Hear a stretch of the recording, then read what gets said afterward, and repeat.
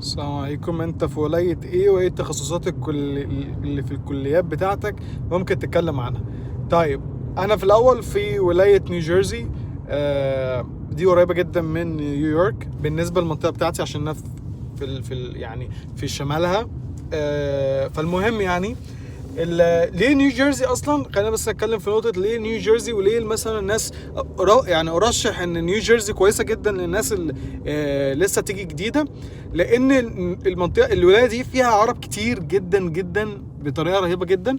فدي هتساعدك ان انت تلاقي شغل بسرعه، وهتساعدك ان انت تقدر ان انت تتعلم اللغه، ان انت هتلاقي اصحاب عرب واصحاب يعني في نفس الوقت عرب بيتكلموا انجليزي وكل الكلام ده، غير الكوميونتي بتاعت المسلمين كبيره جدا جدا جدا يعني.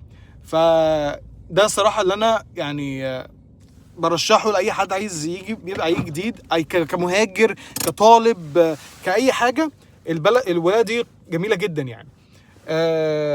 بس انت لو ليك لو مهمه، نصيحه جدا مهمه، لو انت ليك حد قريبك بس في ولايه تانية، فلا انا انصحك ان انت تروح له. يعني خليك مع حد انت تعرفه احسن من ان انت تيجي لوحدك علشان مثلا هنا عرب بس. لا، ففي واحد مثلا ايه، لو في تكساس انت ممكن تروح له تكساس، ممكن تروح له كاليفورنيا، مش عارف ايه الكلام ده كله.